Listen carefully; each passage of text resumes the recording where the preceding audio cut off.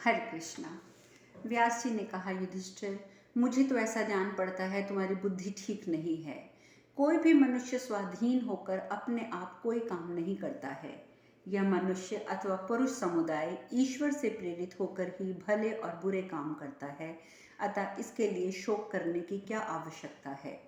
भरतनंदन, यदि तुम अंततगत्वा अपने आप को ही युद्ध रूपी पाप कर्म का प्रधान हेतु मानते हो, तो वह पाप जिस प्रकार नष्ट हो सकता है वह भी मैं उपाय तुम्हें बताता हूँ, सुनो। जो लोग पाप करते हैं वे तप, यज्ञ, दान के द्वारा ही सदा अपना उद्धार करते हैं। पुरुषी पापाचारी मनुष्य यज्ञ, दान और तपस्या से ही पवित्र होते हैं। महामना देवता और दैत्य पुण्य के लिए यज्ञ करने का ही प्रयत्न करते हैं, अतः यज्ञ परम आश्रय है। यज्ञों द्वारा ही महामनस्वी देवताओं का महत्व अधिक हुआ है और यज्ञ से ही क्रियानिष्ठ देवताओं ने दानवों को परास्त किया है। भरतवंशी नरेश युधिष्ठिर, तुम राजसूय, अश्वमेध, सर्वमेध और नरमेध यज्ञ करो। विधिवत दक्षिणा देकर बहुत से मनोवांछित पदार्थ, अन्न और धन से संपन्न अश्वमेध यज्ञ के द्वारा दशरथ नंदन श्री राम की भांति यजन करो तथा तुम्हारे पूर्व पितामह महापराक्रमी दुष्यंत कुमार शकुंतला नंदन पृथ्वीपति राजा भरत ने जैसा किया था उसी प्रकार तुम भी करो।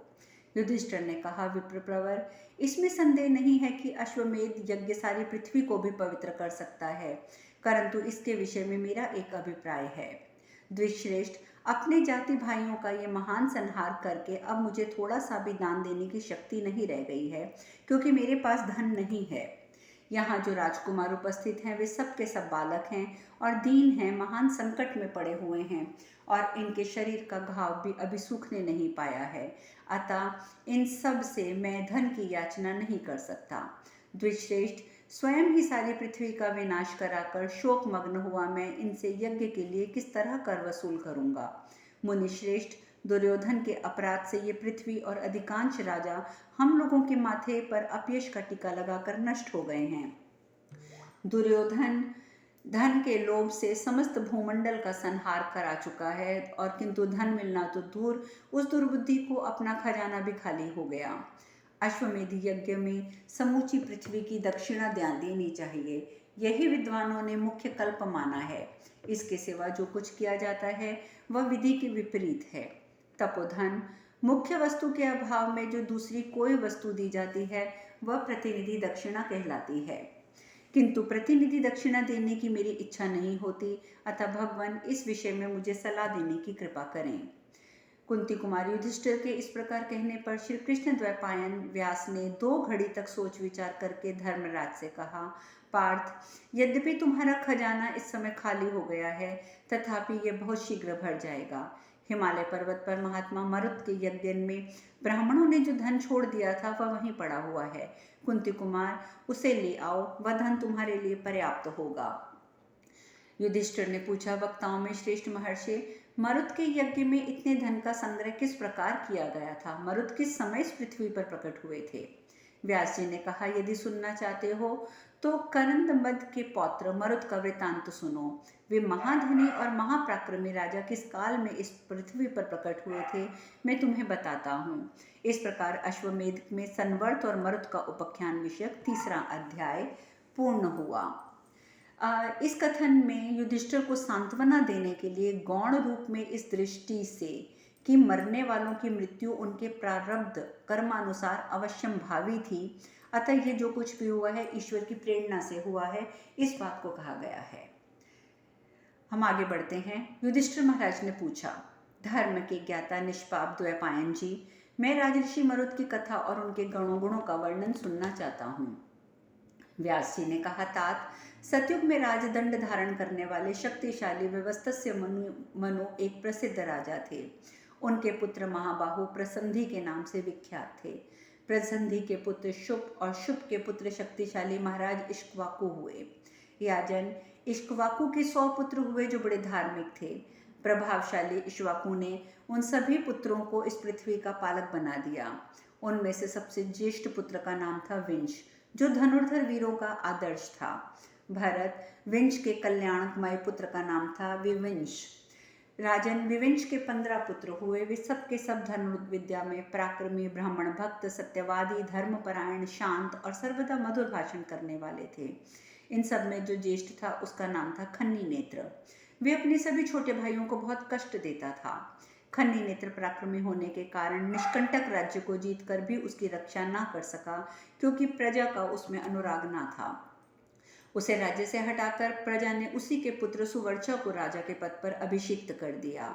उस समय प्रजा वर्ग को बड़ी प्रसन्नता हुई। सुवर्चा अपने पिता की दुर्दशा व राज्य से निष्कासन देखकर सावधान होकर नियम पूर्वक प्रजा के हित की इच्छा से सबके साथ उत्तम बर्ताव करने लगा। वे ब्राह्मणों के प्रति भक्ति, सत्य बोलता, बाहर भीतर से पवित्र रहता तथा मन इंद्रियों को अपने वश में रखता। सदा धर्म में लगे रहने वाले उस मनस्वी नरेशों का पर प्रजाजनों का विशेष अनुराग हो गया, किंतु केवल धर्म में ही प्रवृत्त रहने के कारण कुछ ही दिनों में राजा का खजाना खाली हो गया। उनके वाहन आदि भी नष्ट हो गए। उनका खजाना खाली हो गया ये जानकर सामंत नरेश चारों ओर से धावा करके उन्हें पीड़ा देने लगे। उनका कोष और घोड़े आदि वाहन तो नष्ट हो ही गए थे। बहुसंख्यक शत्रुओं ने एक साथ धावा करके उन्हें सताना आरंभ कर दिया। इससे राजा सुरवजा अपने सेवकों और पुरवासियों सहित भारी संकट में पड़ गए। युधिष्ठिर, सेना और खजाना नष्ट हो जाने पर भी वे आक्रमणकारी शत्रु सुरवचा का वध न कर सके, क्योंकि वे राजा नित्य धर्मपरायण और सदाचारी थे। जब वे नरेश नगरवासियों सहित भारी विपत्ति में पड़ गए, तब उन्होंने अपने हाथ को मुंह से लगाकर उसे शंख की भांति बजाया। इससे बहुत बड़ी सेना प्रकट हो गई। राजन, उसी की सहायता से उन्होंने अपनी राज्य की सीमा पर निवास करने वाले संपूर्ण शत्रु नरेशों को परास्त कर दिया। इसी कारण वे अर्थात कर का धमन करने वाले, हाथ को बजाने वाले से उनका नाम करंधम हो गया। करंधम ने के त्रेता युग के आरंभ में एक कांतिमान पुत्र हुआ जो कारंधम कहलाया। वे इंद्र से किसी भी बात में कम नहीं था। उसे परास्त करना देवताओं के लिए भी कठिन था। उस समय वे सभी भूपाल कारंध के अधीन हो गए और अपने सदाचार और बल के द्वारा वह उन सब का सम्राट हो गया। वह धर्मात्मा करमंद कुमार का नाम अविक्षित था। वह अपने शौर्य के द्वारा इंद्र की समानता करता था। वह यज्ञशील, धर्मानुरागी, धैर्यवान और जितेंद्रिय था। तेज में सूर्य, क्षमा में पृथ्वी, बुद्धि में बृहस्पति, सुस्थिरता में हिमवान पर्वत के समान माना जाता था। राजा अविक्षित मन, वाणी, क्रिया और इंद्रिय संयम और मनोनिग्रह के द्वारा प्रजाजनों का चित्त संतुष्ट किए रहते थे। उन प्रभावशाली नरेश ने विधि पूर्वक 100 अश्वमेध यज्ञों का अनुष्ठान किया। साक्षात विद्वान प्रभु अंगिरा मुनि ने ही उनका यज्ञ करवाया था। उन्हीं के पुत्र महायशस्वी चक्रवर्ती धर्मज्ञ राजा मरुत हुए, जो अपने गुणों के कारण पिता से भी बड़े चढ़े थे। उनमें 10,000 हाथियों के समान बल था। वे साक्षात दूसरे विष्णु के समान जान पड़ते थे। धर्मात्मा मरुत जब यज्ञ करने को उद्यत हुए, उस समय उन्होंने सहस्त्रों सोने से सुसुज्वल पात्र बनवाए। हिमालय पर्वत के उत्तर भाग में मेरु पर्वत के निकट एक महान स्वर्णमय पर्वत है। उसी के समीप उन्होंने यज्ञशाला बनवाई और वहीं यज्ञ का कार्य आरंभ किया। उनकी आज्ञा से अनेक सुनारों ने आकर सुवर्णमय कुंड, सोने के बर्तन, थाली और आसन तैयार किए। उन सब वस्तुओं की गणना असंभव है। वह सब सामग्री तैयार हो गई, तब वहां धर्मात्मा पृथ्वीपति राजा मरुत ने अन्य सब प्रजापालों के साथ विधि पूर्वक यज्ञ किया। इस प्रकार अश्वमेध में संवर्त और मरुत का उपाख्यान विषयक 4था अध्याय पूर्ण हुआ। युधिष्ठिर महाराज ने पूछा, वक्ताओं में श्रेष्ठ महर्षि, राजा मरुत का पराक्रम कैसा था? उन्हें स्वर्ण की प्राप्ति कैसे हुई? वह द्रव्य इस समय कहाँ है? क्या हम उसे किसी तरीके से प्राप्त कर सकते हैं? व्यास जी ने कहा, तात, प्रजापति दक्ष के देवता और असुर नामक बहुत सी संतानें थीं, जो आपस में स्पर्धा रखती थीं। इसी प्रकार महर्षि अंगिरा के 2 पुत्र हुए, जो व्रत का पालन करने में एक समान थे। उनमें से एक थे महातेजस्वी बृहस्पति और दूसरे थे तपस्या के धनी संवर्त। राजन, वे दोनों भाई एक दूसरे से अलग रहते और आपस में बड़ी स्पर्धा रखते थे। बृहस्पति अपने छोटे भाई संवर्तन को बारंबार सताया करते थे। अपने बड़े भाई के द्वारा सताए जाने पर संवर्त धन दौलत का मोह छोड़कर घर से निकल गए और दिगंबर होकर वन में रहने लगे। घर की अपेक्षा वनवास में उन्हें सुख माना। उसी समय इंद्र ने समस्त असुरों को जीतकर मार गिराया और त्रिभुवन पर साम्राज्य स्थापित किया। तदंतर उन्होंने अंगिरा के ज्येष्ठ पुत्र विप्रप्रवर बृहस्पति जी को अपना पुरोहित बनाया। इससे पहले अंगिरा के यजमान राजा करंदम थे।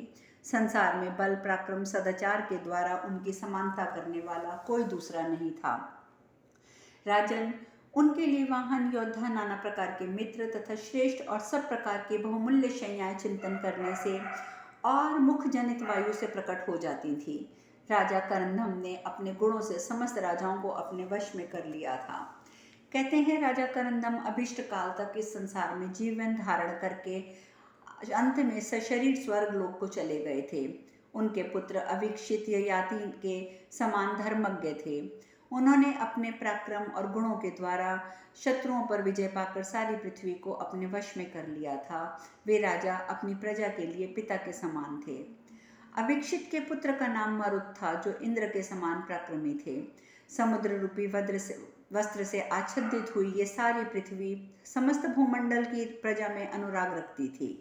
पांडुनंदन, राजा मरुत सदा देवराज इंद्र से स्पर्धा रखते थे और इंद्र भी मरुत के साथ स्पर्धा रखते थे। पृथ्वीपति मरुत पवित्र एवं गुणवान थे। इंद्र उनसे बढ़ने के लिए सदा प्रयत्न करते थे, कभी बढ़ नहीं पाते थे।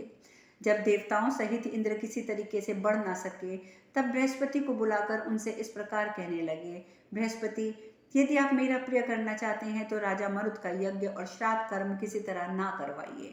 बृहस्पति, एकमात्र मैं ही तीनों लोगों का स्वामी और देवताओं का इंद्र हूँ। मरुत को केवल पृथ्वी का राजा रहने दीजिए। ब्राह्मण, आप अमर देवराज यज्ञ कराकर देवेंद्र के पुरोहित होकर मरण धर्मा मरुत का यज्ञ कैसे निशंक होकर कराइएगा। आपका कल्याण हो। आप मुझे अपना यजमान बनाइए और अथवा पृथ्वीपति मरुत को, या तो आप मुझे छोड़ दीजिए या मरुत को छोड़कर चुपचाप मेरे आश्रय में आ जाइए। कुरुनंदन, देवराज इंद्र के ऐसा कहने पर बृहस्पति 2 घड़ी तक सोच विचार करके इस प्रकार बोले, देवराज, तुम संपूर्ण जीवों के स्वामी हो। तुम्हारे ही आधार पर समस्त लोग टिके हैं। तुम नमुची विश्वरूप और बलासुर के नाशक हो। बलसूदन, तुम अद्वितीय वीर हो। तुमने उत्तम संपत्ति प्राप्त की है। तुम पृथ्वी और स्वर्ग दोनों का भरण पोषण और संरक्षण करते हो। पाक्षाजन, तुम्हारी पुरोहिती करके मैं मरणाधर्म मरुत का यज्ञ कैसे करा सकता हूँ। देवेंद्र, धैर्य धारण करो। अब मैं किसी मनुष्य के यज्ञ में जाकर स्त्रुवा हाथ में नहीं लूंगा। इसके सिवा मेरी ये बात भी ध्यान से सुन लो। आग चाहे ठंडी हो जाए, पृथ्वी उलट जाए, सूर्य देव प्रकाश करना छोड़ दें, किंतु मेरी ये प्रतिज्ञा सच्ची नहीं टल सकती। वैशंपायन जी कहते हैं, जन्मेजय जी, बृहस्पति जी की बात सुनकर इंद्र का मार्तस्य दूर हो गया और वे उसकी प्रशंसा करके अपने घर चले गए। इस प्रकार अश्वमेध पर्व में संवर्त और मरुत का उपाख्यान विषयक 5वां अध्याय पूर्ण हुआ। व्यास जी कहते हैं, राजन, इस प्रसंग में बुद्धिमान राजा मरुत और बृहस्पति के इस पुरातन संवाद विषयक इतिहास का उल्लेख किया जाता है। राजा मरुत ने जब ये सुना कि अंगिरा के पुत्र बृहस्पति जी ने मनुष्य के यज्ञ न कराने की प्रतिज्ञा ले ली है, तब उन्होंने एक महान यज्ञ का आयोजन किया। बातचीत करने में कुशल करधम्म पौत्र मरुत ने मन ही मन यज्ञ का संकल्प करते हुए बृहस्पति जी के पास जाकर उनसे कहा, प्रभो, मैंने पहले एक बार आकर जो आपसे यज्ञ के विषय में सलाह ली थी और आपने जिसके लिए मुझे आज्ञा दी थी, उस यज्ञ का अब मैं आरंभ करना चाहता हूँ।